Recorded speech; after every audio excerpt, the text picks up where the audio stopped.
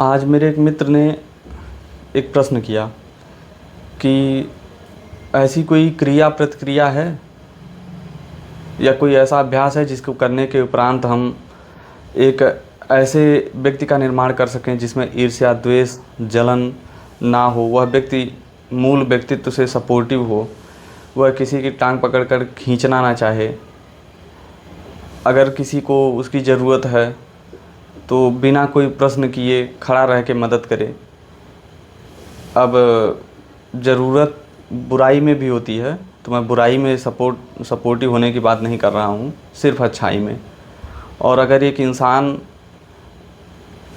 इतने सद्गुणों से भरा होगा तो उसके अंदर इतनी समझ होगी, वह अच्छाई और बुराई को ज़रूर ही समझ सकेगा।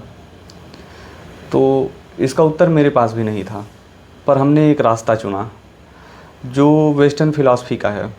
हमने तर्क और अनुभव के माध्यम से एक एक करके सभी जो हमारे मन में उत्तर के रूप में आ रहे थे, सभी को तर्क की कसौटियों पर कसा, और जो फिट नहीं बैठे उनको हमने पीछे छोड़ा और नए उत्तर को पकड़ा।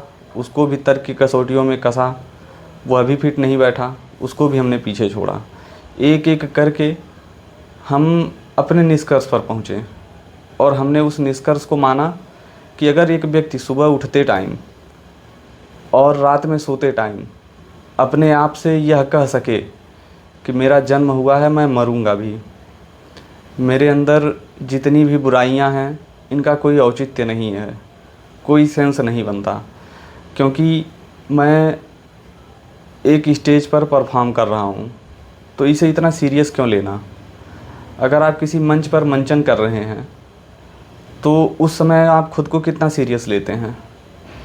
ठीक इसी प्रकार हमें पता हो या ना हो, पर हम अपने जीवन के मंच पे मंचन ही कर रहे हैं, तो इसे सीरियस क्यों लेना।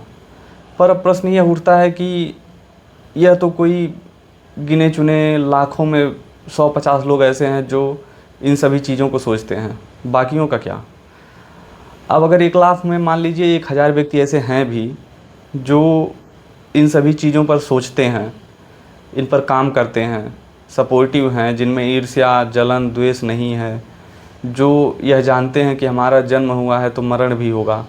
अब जाहिर सी बात है, जिस व्यक्ति में यह स्वीकार करने की क्षमता है कि वह अमर नहीं है, वह मरेगा, कब मरेगा उसे भी नहीं पता, तो उस व्यक्ति में ईर्ष्या, द्वेष, जलन जैसी भावना नहीं होगी, वह सपोर्टिव होगा। अगर उसकी ज़रूरत है किसी को तो वह 100% खड़ा मिलेगा।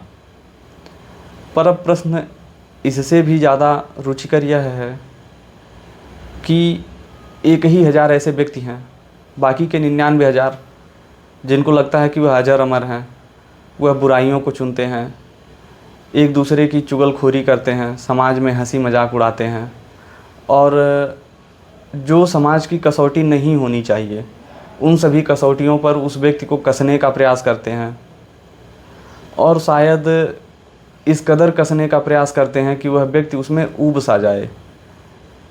और अगर कोई ऐसा व्यक्ति जिसका कलेजा छोटा है, जो आंतरिक कलह से हमेशा हार जाता है, आंतरिक कलह मतलब अंतर्मुखी, जो अपने अंतरात्मा की आवाज़ से हार जाता है, वह व्यक्ति सुसाइडल थॉट्स उसके मन में आने शुरू हो जाते हैं। वह ऐसे रास्ते को चुन लेता है जो एक व्यक्ति को कभी नहीं चुनना चाहिए। अब सुसाइड तो उस व्यक्ति ने खुद से किया, पर अगर इस पे गहराई से सोचा जाए तो उसकी मृत्यु का कारण समाज है। समाज ने ऐसी ऐसी कसौटियाँ बनाई हैं कि 1 लाख में ऐसे 1000 बच्चे ज़रूर मिल जाते होंगे जो उस कसौटी पर फिट नहीं बैठते। अब अगर उस कसौटी पर फिट नहीं बैठते वो, तो इसमें उनकी क्या गलती है। क्या उनकी गलती ये है उन्होंने भावना को चुना, या उनकी यह गलती है कि उन्होंने समाज की कसौटियों को अपने तर्क से खारिज किया। क्या उनकी ये गलती है कि उनके अंदर तर्क की क्षमता है। क्या उनकी ये गलती है कि वे अनुभव को प्रधान मानते हैं। क्या उनकी यह गलती है कि वे समाज की रीतियों परंपराओं जो हज़ारों साल पहले पता नहीं किसी परिस्थिति में बनाई गई थी, उनको आज भी जबरन ढोया जा रहा है, उसे खारिज करते हैं? यह प्रश्न समाज से है। और मैं कोई ऐसा व्यक्ति नहीं हूँ जो समाज से प्रश्न कर सकूँ, पर समाज को इसलिए सोचना चाहिए कि उनके भी परिवार में ऐसे कुछ बच्चे आगे चल के आ सकते हैं जो सामाजिक घोर विरोधी हों।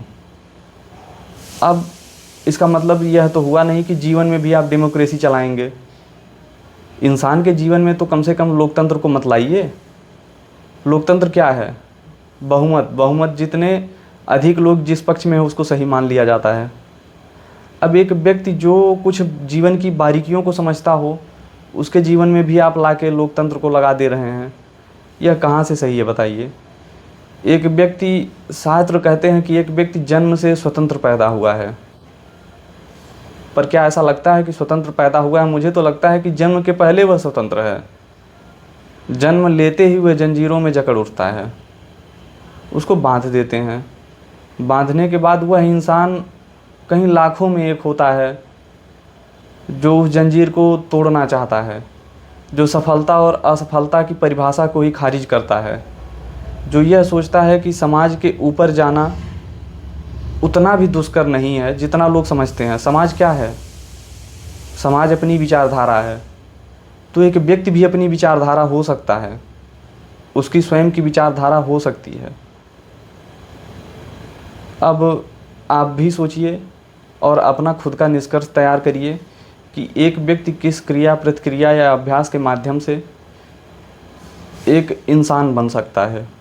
मैंने अपने पक्ष को रखा, आप भी अपने पक्ष को सोचें, और अगर आप एक अच्छे निष्कर्ष तक पहुंचते हैं तो मेरी यही विनती है कि अपने आसपास कुछ लोगों को अपने निष्कर्ष को ज़रूर बताएं और ये समझाएं कि जीवन का आयाम कितना गहरा हो सकता है।